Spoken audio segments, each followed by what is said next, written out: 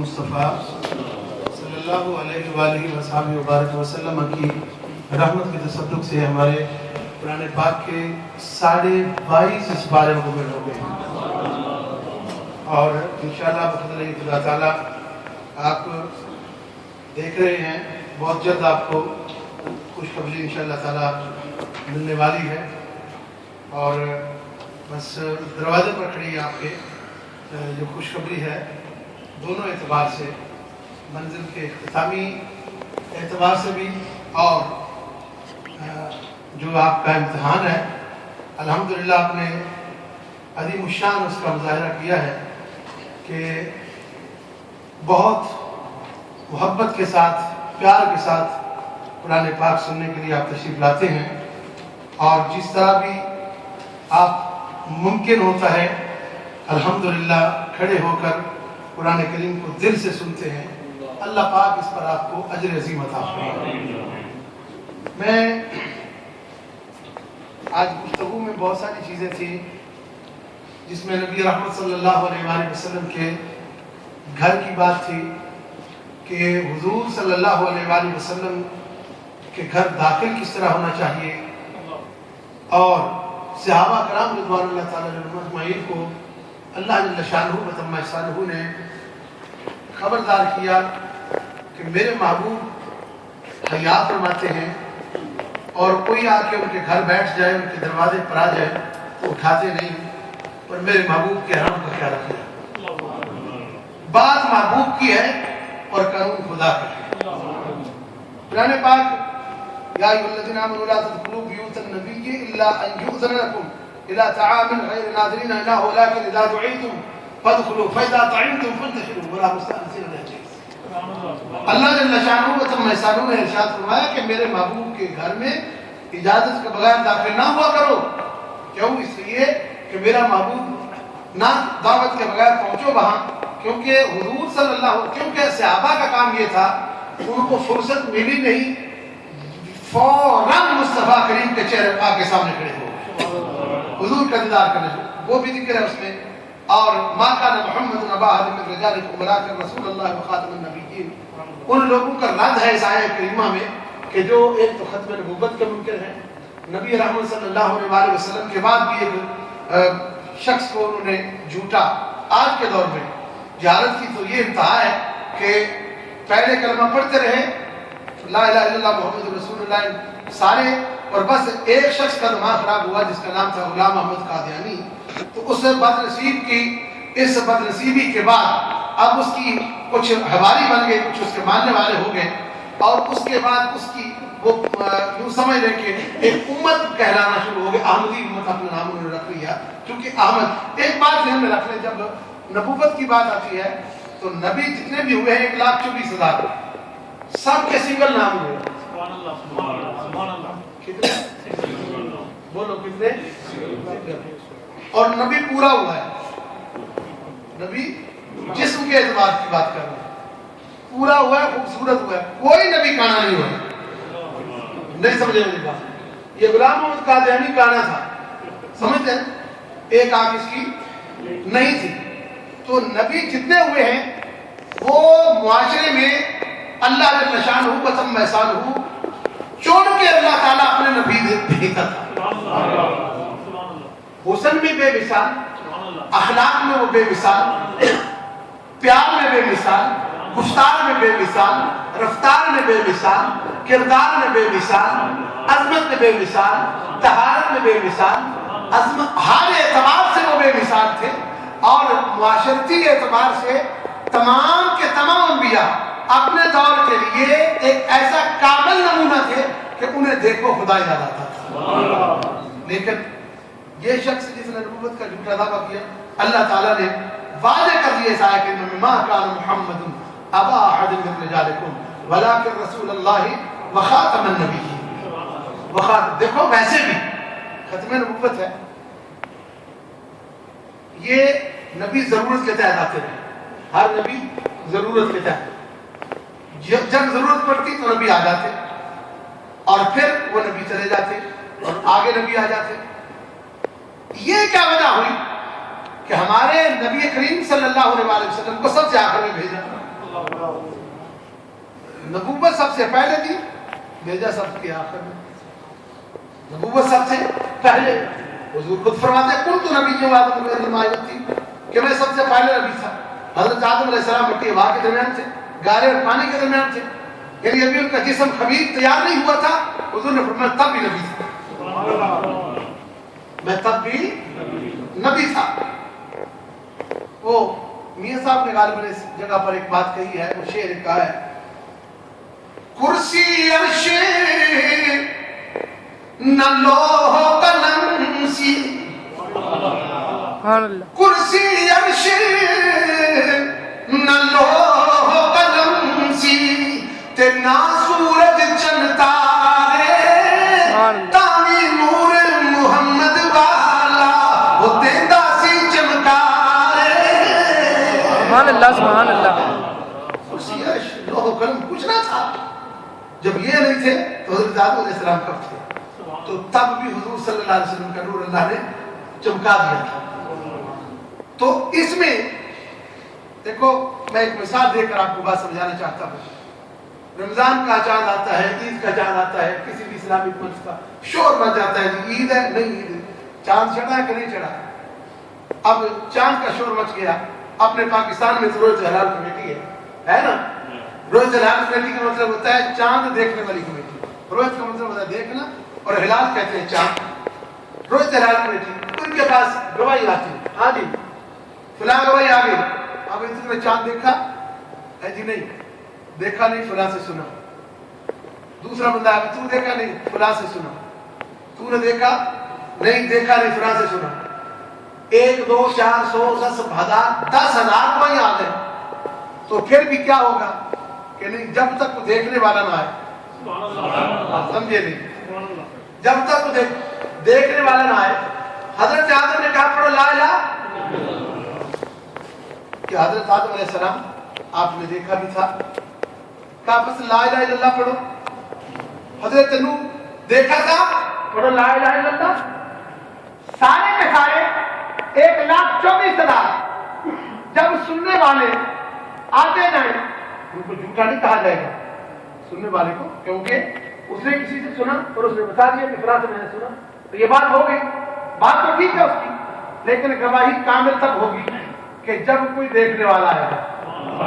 خالق کائنات نے بھی فرمایا کہ اب ایک موسیٰ علیہ السلام کی مثال دیکھ لیں کہ بات تو ہو رہی تھی، یہ بھی کہہ دیا کہ رب ارنی انظر الیک، مالک تجھے دیکھنے چاہتا ہوں. یعنی ایک نبی جس نے دیکھنے کا عرض کی، دیکھنے کے لیے طلب کی اور طلب کی، خالق کائنات نے اس نبی کا ذکر قرآن میں کر دیا.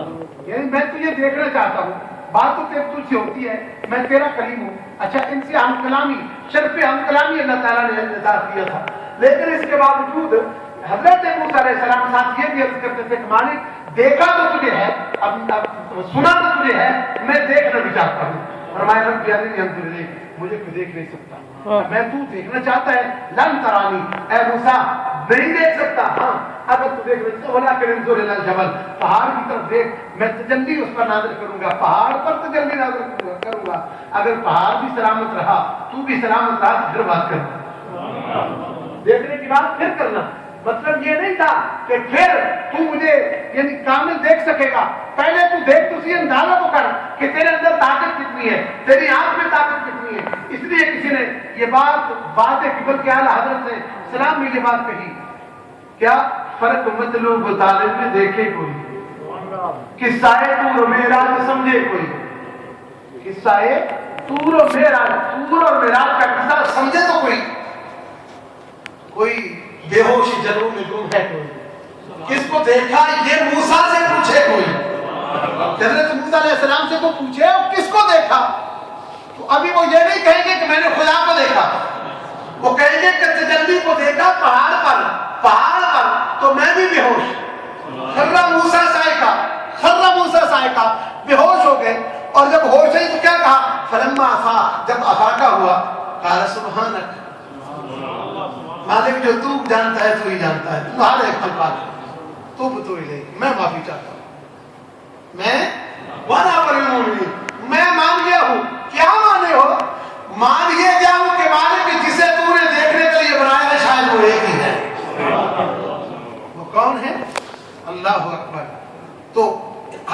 نبی آیا, اللہ کی گواہی دی, لا الہ الا اللہ دعویٰ تھا, ہر ایک نبی نے دعوے کی دلیل بن کے یقین لاتے رہے, معجزات دکھاتے رہے, کوئی شان دکھاتا رہا, ہر نبی نے بات کی.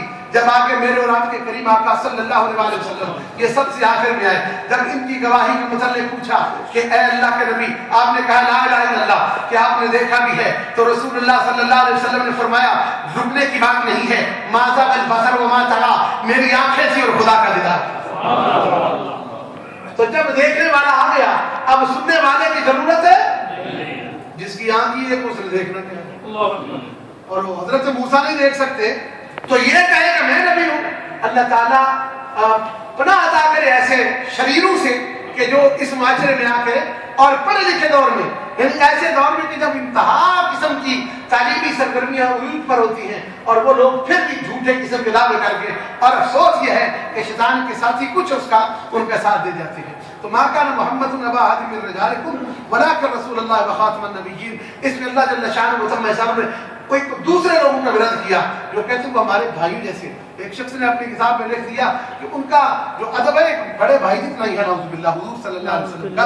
اللہ تعالیٰ نے فرمایا تو بھائی کہتا ہے ابا احد من رجالکم ولکن رسول اللہ وخاتم النبیین, میرے نبی کو وہ باپ بھی نہ کہیں. کیوں؟ اس لیے کہ ان کا مرتبہ اور مقام اس سے بلند و بالا ہے, ماں باپ ان پر قربان ہوتے ہیں. ولکن رسول اللہ وخاتم النبیین, بلکہ وہ اللہ کے رسول ہیں اور نبوت کے ختم کرنے والے ہیں, ان کے بعد کوئی نبی نہیں, لا نبی بعد. رسول اللہ صلی اللہ علیہ وسلم نے واضح ارشاد فرما دیا کہ میرے بعد کوئی نبی نہیں ہے. تو اس آیت میں پھر اس کے بعد ان اللہ و ملائکتہ یصلون علی النبی یا ایھا الذین آمنوا صلوا علیہ وسلموا تسلیما. یہ اس میں اللہ تعالیٰ نے اپنے محبوب صلی اللہ علیہ وسلم پر درود بھیجا, اور یہ درود خود بھیجا اور ساتھ فرشتوں کا ذکر کیا, اور ساتھ ارشاد فرمایا اے ایمان والو تم بھی میرے محبوب پر درود و سلام بھیجو, تم بھی میرے محبوب پر. یہ کام ایسا ہے, میرے محبوب پر درود بھیجنا ایک ایسا وظیفہ ہے کہ لوگوں جو میں نے خود اپنے فرشتوں کے ساتھ مل کر کیا ہے, یعنی تم بھی میرے محبوب صلی اللہ علیہ وسلم پر درود و سلام بھیجو. یہ کام میں نے کیا. ایک بات ذہن میں رکھے, اللہ کا درود بھیجنا یہ ہوتا ہے اپنے محبوب کے درجے بلند کرتا رہتا ہے. فرشتے دعا کرتے ہیں اور ہمیں بھی حکم ہے کہ تم بھی دعا کرتے رہو. کس بات کی؟ کہ میرے محبوب کے درجات بلند ہوتے رہیں. یا اللہ ہمارے نبی کا درجہ بلند کر دے. ہر نماز کے اندر اللہم صلی علی محمد پڑھتے ہیں نا, بولو نا, کچھ ہی بولو, گل ختم کر رہے ہیں تو بڑا لمبا چوڑا درس نہیں. اللہم صلی علی, اے اللہ درود بھیج ہمارے محمد صلی اللہ علیہ وسلم, وعلی آل محمد, اور ان کی آل پر, ان کی آل پر, ان کی آل پر پڑھتے ہیں. یا تو یہ نماز میں چھوڑ دے تو پھر آپ سستی کریں جب نماز میں پڑھتے ہیں. اور ایک بات ضمن یہ بات آ گئی ہے, درود کا چونکہ ذکر تھا, اللہم صلی علی محمد وعلی آل محمد, ان دونوں پر, محمد صلی اللہ علیہ وسلم پر اور آپ کی آل پر. ایک شخص نے حضور پر صرف درود بھیجا, حضور پر, یا اللہ میرے محبوب پر درجے, میرے محبوب پر درود بھیج, ان کے درجے بلند کر, بس ان پر رحم کر اور میرے اوپر, بس اس کے سوا باقی میں کسی کے لیے نہیں مانگتا. تو سرکار نے سن لیا. آپ نے کیا کہتا ہے, تو اللہ کی رحمت کو مضبوط کر رہا ہے, صرف اپنے لیے نہیں پوری کائنات کے لیے, جتنے بھی مومن ہیں سب کے لیے دعا مانگو. اور درود بھیجتے ہوئے کسی شخص نے حضور پر درود بھیجا تو سرکار نے فرمایا کہ درود دم کٹا نہ بھیج. کیا کہا؟ دم کٹا درود نہ بھیج. فرمایا کہ درود تب مکمل ہوگا جب میرے اوپر بھی بھیجے گا, میری آل پر بھی درود بھیجے گا. جب میرے اوپر بھی بھیجے گا اور میری آل پر بھی, حضور پر اور حضور کی آل پر. یاد رکھ لیں کہ یہ نماز کے اندر بھی حضور پر, حضور کی آل پر درود بھیجنا ضروری ہے, اور حضور کی آل پر اگر درود بھیجنا ضروری ہے تو ادب ضروری نہیں. بولو نا یار, بول سڑو. اس واسطے نہیں کہ میں آل اور اختتام پہ کہنا, میں مسئلہ دسنا پہ. کوئی اور مولوی بردست ہے تو پھر بھی یہی گل ہے. گل تو یہی ہے نا, قرآن بھی گل کر رہے ہیں نا, میں صرف زبان میری کر رہے ہیں. حضور تے درود بھیجنا ضروری ہے تو حضور کی آل سے بھی ضروری ہے. یہ مطلب ہے اگر درود بھیجیے تے ادب نہ کریے تو درود کا فائدہ, اچھی بولو نا, درود کا فائدہ کوئی نہیں. اس واسطے کوئی بھی آل رسول آل محمد کہیں بھی ہو, کسی طرح بھی ہو, اور اگر مسلک کے اعتبار سے وہ درست ہو, حضور کی ادب کرنے والے ہو, حضور کے اصحاب اور اہل بیت سے محبت کرنے والے ہوں, تو آل رسول ہوں, تو علماء کہتے ہیں ان کی ادب اور ان سے محبت فرض فرض ہے. جس طرح قرآن سے محبت فرض ہے اسی طرح آل رسول سے بھی محبت فرض ہے. اسی طرح کیونکہ حضور نے فرمایا یا ایھا الناس انی ترکت فیکم ثقلین کتاب اللہ و عترتی. اے لوگوں میں تمہارے پاس دو چیزیں چھوڑی ہیں, دو چیزیں چھوڑی ہیں, ایک قرآن اور ایک اپنی اولاد. کس نے کہا؟ سرکار نے. یار اس گل کے بارے سستی نہ کریا کرو.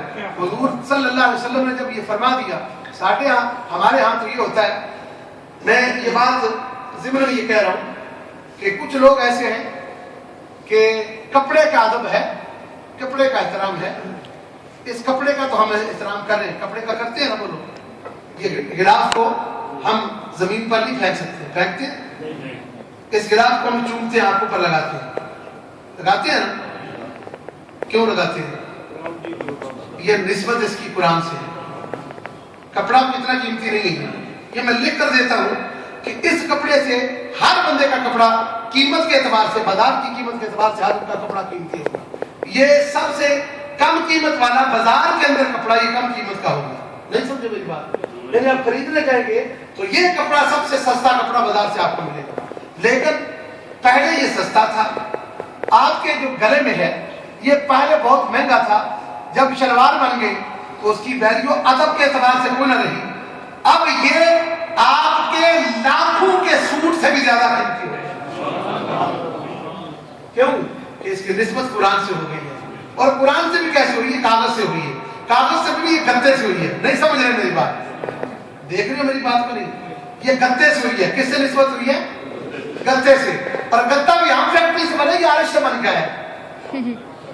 دسو نا, یہ فیکٹری سے بنا ہے نا. ہمارے اندر کی قدرت جا نہیں رہی ابھی تک. ہمارے اندر ابھی قدرت موجود ہے, ہم سمجھنا نہیں چاہتے. سمجھنے کی کوشش کریں. یہ گتا عام فیکٹری سے بنا ہے, یہ کاغذ عام فیکٹری سے بنا ہے, یہ کپڑا عام فیکٹری سے بنا ہے. لیکن جب اس کی کلام الہی سے نسبت ہوتی گئی تو یہ عظیم ہوتا گیا, عظیم ہوتا گیا.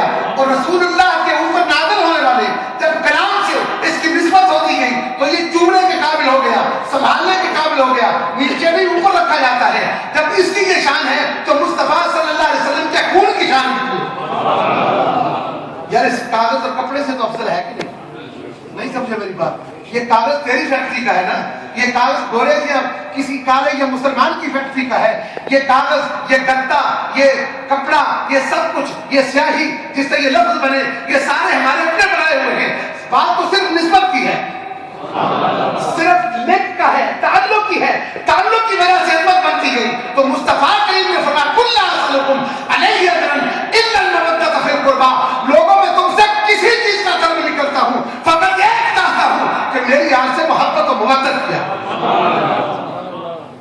کون ہے جو آج کے بعد پکے دل سے محبت کرے گا؟ کرو گے انشاءاللہ دل کے اندر سے. یہ نہیں ہے کہ جب نبی کا پتر ملے تو اس وقت ہاتھ چومن لگا تسی آپ کو نہیں ہو یہ رشید کی نہ ہوگی تے قرآن پاک کو چوم لو تے دل تے ٹوٹا تے لولا پی کو بچوں جا کے پیر میں چومو. بھائی پاوے سیدنا بھی ہو, علیہ رسول نہ بھی ہو, رسول اللہ صلی اللہ علیہ وسلم میں نہیں کہنا میرے چومو, اور واللہ میں نہیں کہہ رہا, خدا کی عزت کی قسم مسئلہ دس رہا کہ قرآن کو چمنا اگر ہے تو رسول اللہ صلی اللہ علیہ وسلم ساڑیاں تے زندہ نے, اس کی نہ کوئی نہیں. ساڈے اندر دی آکڑ نہ مرے, ساڈے اندر دی جڑی آکڑ ہے نہ پکے کہ ٹوٹ گئی, سریا ٹوٹ گیا تے اسی دنیا تے ذلیل ہو جاؤں گے, ساڈا نک نہیں ہو جائے گا. نہ یہ نک دی گل نہیں, مصطفیٰ دی وقت دی گل. سبحان اللہ سبحان اللہ. یہ آکڑ دی سریا دی گل نہیں, رسول اللہ کی محبت دی گل ہے. اگر مصطفیٰ کے ساتھ محبت ہو تو مصطفیٰ کے شہر سے بھی محبت ہوگی, مصطفیٰ سے محبت ہو, مصطفیٰ کے در سے محبت ہوگی, مصطفیٰ سے محبت ہو, مصطفیٰ کے گھر سے محبت ہوگی, مصطفیٰ سے محبت ہو, مصطفیٰ سے جوڑوں سے محبت ہوگی, مصطفیٰ سے محبت ہو, مصطفیٰ کی کتاب سے محبت ہوگی, مصطفیٰ سے محبت ہو, مصطفیٰ کے ساتھ سے محبت ہوگی, مصطفیٰ سے محبت ہو, مصطفیٰ کی ازواج سے محبت ہوگی, مصطفیٰ سے محبت ہو, مصطفیٰ کے والدین سے محبت ہوگی, مصطفیٰ سے محبت ہو, مصطفیٰ کی اولاد سے محبت ہوگی. آپ سے میں حاضر بلاد اللہ نے کیوں کہا کہ مجھے اس شہر کی قسم, مجھے اس شہر کی قسم. کیوں؟ شہر تو پہلے بھی موجود تھا, فرمایا شہر کی اس لیے قسم وان تحلم بهذا البلد, سونے آپ اس شہر میں آگے ہیں لہذا اس شہر کی قسم. یہ ثواب فضا میں وہ قدم لے لیں, وہ سانس لے لیں, اس کی قسمیں وہ فرماتا ہے. تو ان کا خون جہاں جہاں تک چل کے جاتا ہے. اس لیے درود آل پر اس لیے پڑھا جاتا ہے کہ مصطفیٰ کریم صلی اللہ علیہ وسلم کا درود قبول ہو جائے، جو حضور پر پڑھا جاتا ہے اس کی قبولیت ہو جائے۔ جب حضور کا قبول ہوگا تو دعا قبول ہوگی، جب دعا قبول ہوگی تو عبادت قبول ہوگی، جب عبادت قبول ہوگی تو جنت قبول ہوگی۔ یہ گفتگو تھوڑی سی ویسے میں نے لمبی کر دی ہے۔ دوسری طرف یاسین کے متعلق گفتگو کل کروں گا، کیونکہ یاسین کے متعلق میں نے آج گفتگو کرنی تھی، اور بات ایسی ہوتی ہے کہ جب کوئی بات ذہن میں نہیں ہوتی، واللہ میرا کوئی دماغ میں یہ بات ذہن میں نہیں تھا، تو اس پر تھوڑا سا میں نے ٹائم لگا دیا ہے۔ یقیناً آپ کو فائدہ تو ہوگا اس حوالے سے کہ یہ کوئی اس طرح کی بات نہیں ہے، یعنی کامن سینس اگر آپ یوز کریں۔ حضرت عیسیٰ علیہ السلام کے گدھے کا، حضرت عیسیٰ علیہ السلام کے گدھے کی ایک جو یہ پاؤں ہے نا، پاؤں کا ناخن موجود تھا عیسائیوں کے پاس، اور وہ لوگ اس پاؤں کے ناخن سے اتنی محبت کرتے تھے اور وہ دعا کروایا کرتے تھے اس ناخن کے ذریعے سے کہ یا اللہ اس کے وجہ سے ہمیں فتح عطا فرما۔ تو رسول اللہ نے فرمایا کہ میں خالی نہیں جا رہا، میں اپنے بچے آپ کے پاس چھوڑ کر جا رہا ہوں۔ اور یہ قیامت تک پوچھا کہ یا رسول اللہ کب تک ہے؟ میرے رسول نے ارشاد فرمایا کہ لوگوں سارے والدین کی اپنے اولاد سے حشر والدین رشتہ داری ختم، یعنی کوئی کسی کو پہچانے گا نہیں، سب کے رشتے ٹوٹ جائیں گے۔ فَيَنْقَطِعُ يَوْمَ الْقِيَامَةِ كُلُّ سَبَبٍ وَنَسَبٍ إِلَّا سَبَبِي وَنَسَبِي۔ حشر والے دن سارے رشتے ٹوٹ جائیں گے، پر محمد کا اپنی اولاد سے وہاں بھی قائم رہے گا، سرکار کا رشتہ وہاں بھی قائم رہے گا۔ کب تک اکٹھا ہے؟ فرمایا قرآن اور اولاد دونوں اکٹھے جا رہے ہیں۔ وَلَن يَتَفَرَّقَا حَتَّى يَرِدَ عَلَيَّ الْحَوْض، یہ حوض کوثر دونوں اکٹھے ہیں، لہذا یہ بات ذہن میں رکھ لیں۔ کبھی بھی کسی صورت میں اگر مومن ہے، کلمہ پڑھا ہے، حضور سے محبت ہے، کوئی عاشق رسول، حضور کا غلام، حضور کی آل و اصحاب سے محبت کرنے والا کسی جگہ بھی شہزادہ آپ کو ملے، کسی شہر میں بھی ملے، اپنا معبود بنا لے کہ آپ نے یہ جو چومنا ہوتا ہے یہ تو ضروری نہیں ہوتا کہ چومے تو تب ہی پتہ چلتا ہے۔ اصل بات یہ کہ علامتیں ہوتی ہیں محبت کی۔ یہ کیا ہوتی ہے؟ مثلا بڑا آدمی تو کھڑے ہو جانا، یہ علامت ہے نا۔ اگر آپ کھڑے نہ ہو، دل کے اندر احترام ہو تو پھر بھی احترام تو ہوتا ہے نا، لیکن جو علامت ہوتی ہے کھڑے ہونے کی وہ ایک علامت اپنائی جاتی ہے۔ اللہ تعالیٰ کی بارگاہ میں دعا کرتا ہوں اللہ تعالیٰ ہمارا قرآن سننا قبول فرمائے، ہمارا آنا قبول فرمائے، ہمارا بیٹھنا قبول فرمائے۔ باقی دعوانا الحمدللہ۔